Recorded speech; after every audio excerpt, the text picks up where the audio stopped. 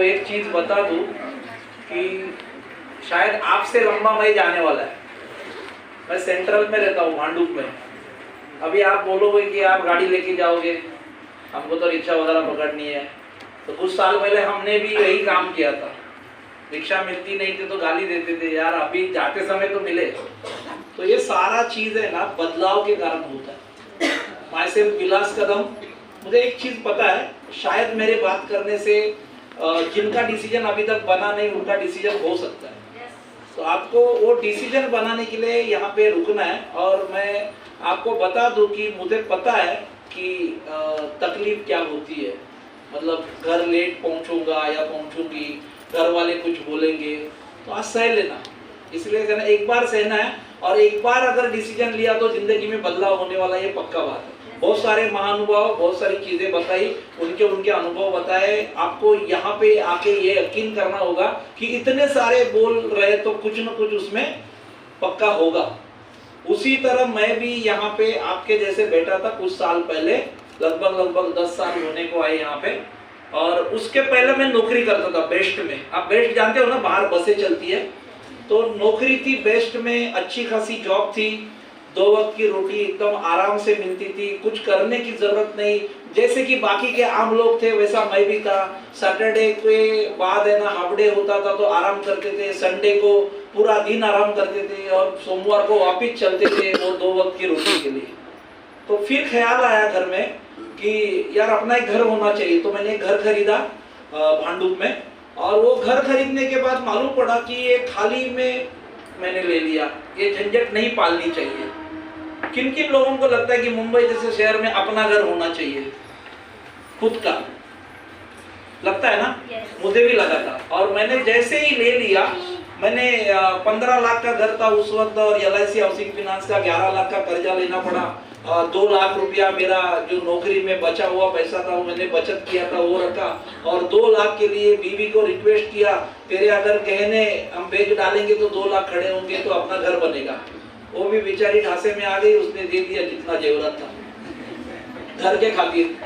तो एक सपना था अपना, वो सपना पूरा हो गया। लेकिन अगले महीने से मुझे प्रॉब्लम आनी चालू हुई, क्योंकि मेरे हाथ में जो सैलरी आती थी वो 24,000 थी लगभग, और 11,000 रुपया EMI में जाता था।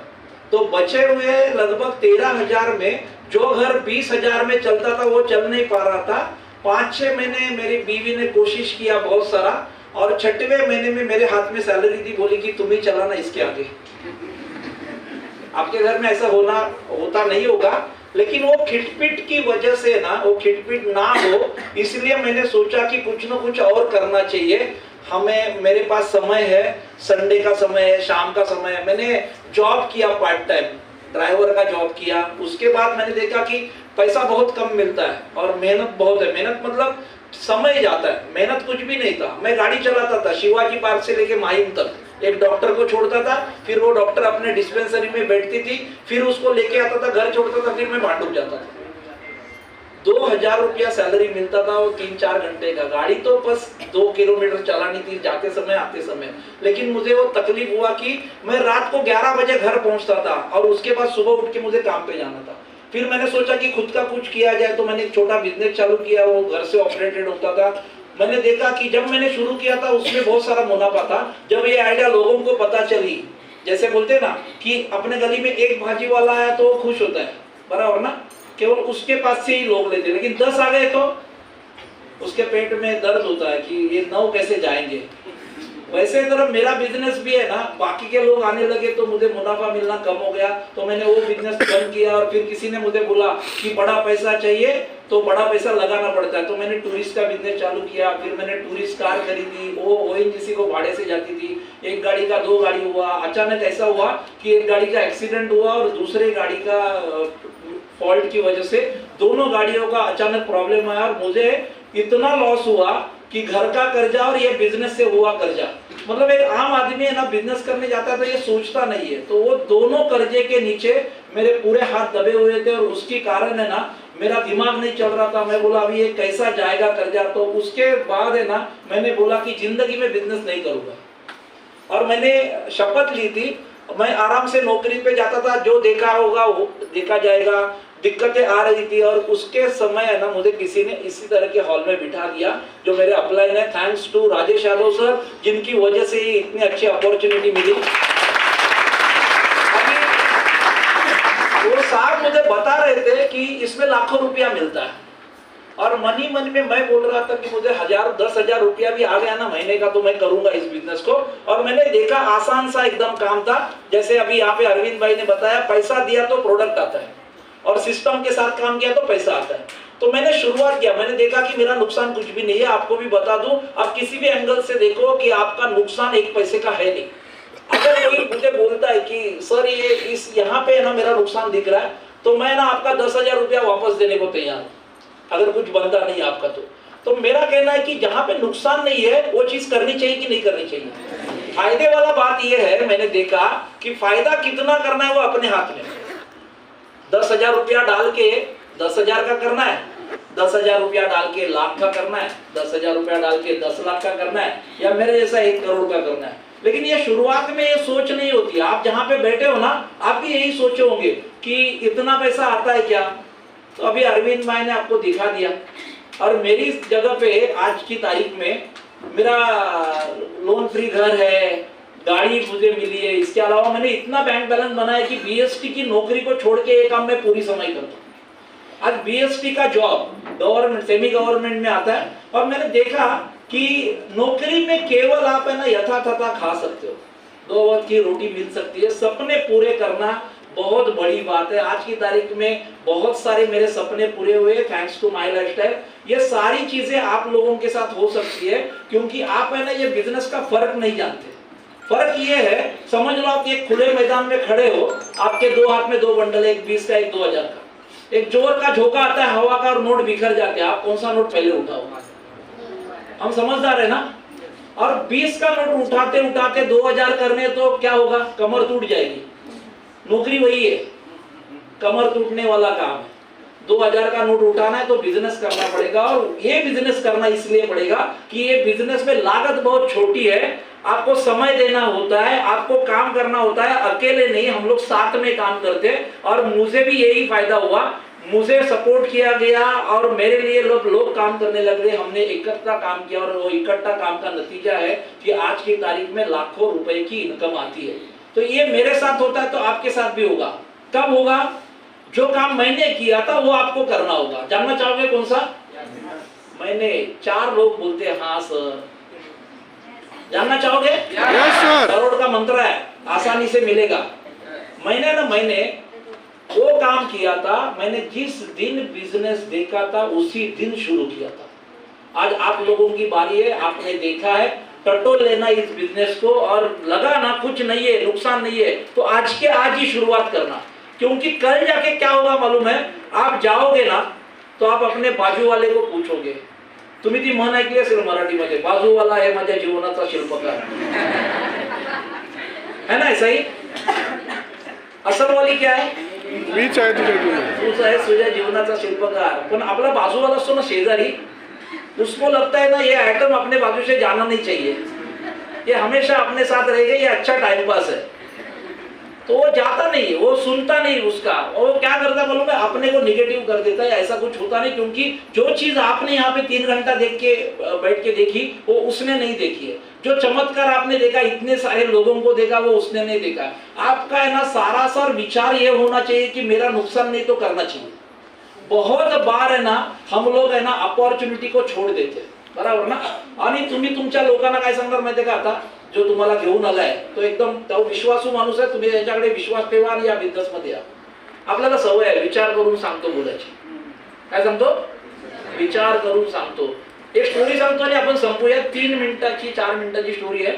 एक गांव में एक लड़की रहती थी, बहुत ही सुंदर, और जिस गांव में बहुत सी सुंदर लड़की रहती है उसके घर के कितने लड़के चक्कर काटते होंगे?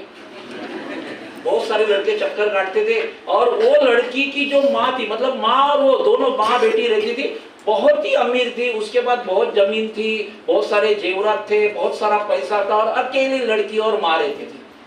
उनके बाजू में एक बड़ा ही सुशील संस्कारी लड़का रहता था, उनका नेबर, और वो लड़का है ना हमेशा ये माँ बेटी को मदद करता था।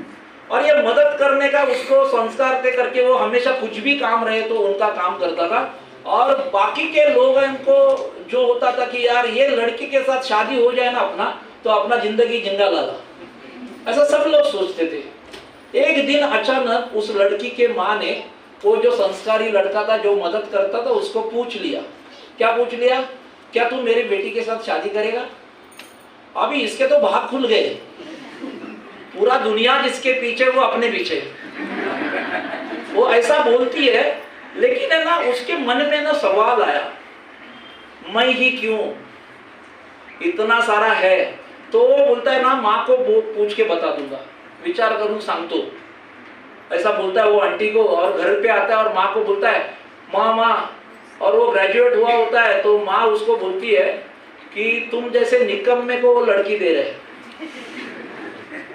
कुछ कर ही नहीं सकता। ऐसा अपना नेबर भी बोलता है, तुम कुछ कर नहीं सकता, तुम करना मत। और वो निकम्मे को लड़की देंगे, वो जरूर उस लड़की में खोट है,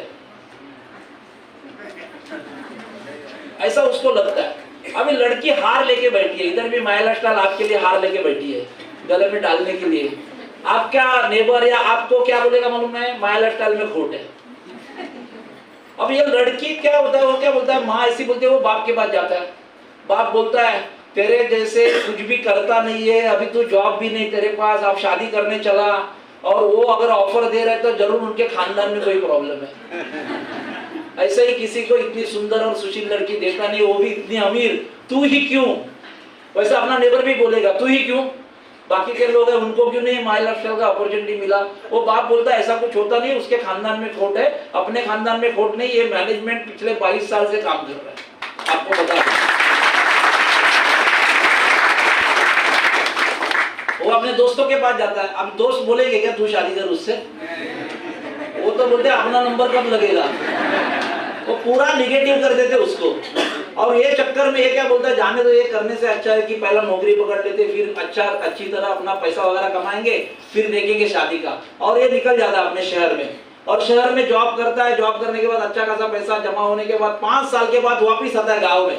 गाँव में जैसे ही आता है ना, और बैग जैसे रखता है घर में ना, भागते भागते जाता है उस लड़की के घर के सामने, दरवाजा बंद था, नॉक करता है। अभी वही लड़की 5 साल के बाद दरवाजा खोलती है। फर्क सिर्फ इतना है कि पहले उसके गले में मंगलसूत्र नहीं था, अब था। अभी वो बोलता है कि ये कब हुआ? तो बोलता है जब जैसे तू गया हुआ। माँ ने कहा और अच्छा खासा लड़का देखा और मेरी शादी कर दी, और माँ ने जो सोचा वो सही था। आज हम लोग एकदम सुखी है, मैं, माँ और मेरा हस्बैंड साथ में रहते हैं, और मेरी सारी प्रॉपर्टी, मेरी माँ की सारी प्रॉपर्टी हम दोनों को मिल गई है, और हम इस गांव के सबसे अमीर पति पत्नी है। अब ये बोलता है कि प्रॉब्लम क्या था? कौन सा प्रॉब्लम? मैं ही क्यों, मुझे ही क्यों चुना गया, ये बोलता है उनको। तो उनके प्रॉब्लम कुछ भी नहीं था, ये सब जो तुम मदद करता था ना, वो मुझे बहुत अच्छा लगता था। तो मैंने माँ को बोला कि ये लड़का बहुत अच्छा है। और हमारे खानदान में लड़की डायरेक्ट पूछती नहीं करके माँ को जैसे मैंने बोल दिया। माँ बोली कि मेरी इकलौती लड़की के खुशी के लिए मैं ये करूंगी, और इसीलिए माँ ने तुमको पूछा। ये लड़के ने माथे पे हाथ मार लिया, बस इतना ही था, तो बस इतना ही। कभी कभार है ना, कभी कभार अपॉर्चुनिटी बहुत अच्छी होती है, ना करने की वजह से हमें भी माथे पे हाथ मारने का चांस होता है, तो वो चांस लेना मत। यहाँ का खानदान अच्छा है, लड़की अच्छी है, पैसा अच्छा मिलता है, आपको केवल ये काम करना होगा, उसके लिए आपको हाँ बोलना होगा जो लड़के ने बोला नहीं था। अब हाँ बोल दो, नहीं तो क्या वही है, फिर ऐसे ही कोई लड़की मिलेगी या मिलेगी भी नहीं पता नहीं, अगला अपॉर्चुनिटी आएगा कि नहीं पता नहीं। अभी यहाँ पे जाने के बाद है ना, आप अपने को जिसने भी लाया उसको ये मत बोलना कि विचार करूँ शाम तो सोचना एकदम राइट अपॉर्चुनिटी है। मैंने उस वक्त हाँ बोला करके आज जिंदगी एकदम बेहतरीन है। मैंने और मेरे पूरे घर में हम लोग इतनी खुशियां मनाते हैं कि हर हफ्ता पैसा आता है तो हर हफ्ता दिवाली है, हर महीना बोनस आता है 13 महीना तो हर महीना दिवाली है। क्योंकि बीएसटी में बोनस मुझे जो मिलता था उसके लिए झगड़ना पड़ता था, फिर भी देते थे, फिर 5000, फिर वो 500 के हिसाब से 10 महीना काट लेते थे। इधर तो हर महीना पैसा आता है, हर अच्छी चीज है। अब यहाँ पे बुराई कुछ नहीं है, वो चीज को करना चाहिए। मैं कहूंगा कि आपको 2,10,000 की शुभकामनाएं। अच्छा सोचो, अच्छा करो तो अच्छा मिलेगा। और मैं जाते जाते एक ही चीज कहूंगा कि जैसे मैं करोड़पति बनना, वैसे आपको भी इस बिजनेस से करोड़पति बनना है कि नहीं? कितने लोगों को बनना है? 2 मंत्र है मेरे पास, बताओ। पहला एकदम आसान और सीधा है, शुरू करो। क्या बोला? दूसरा उससे भी आसान है, शुरू किया तो बंद मत करो। Thank you very much. जय हिंद, जय भारत।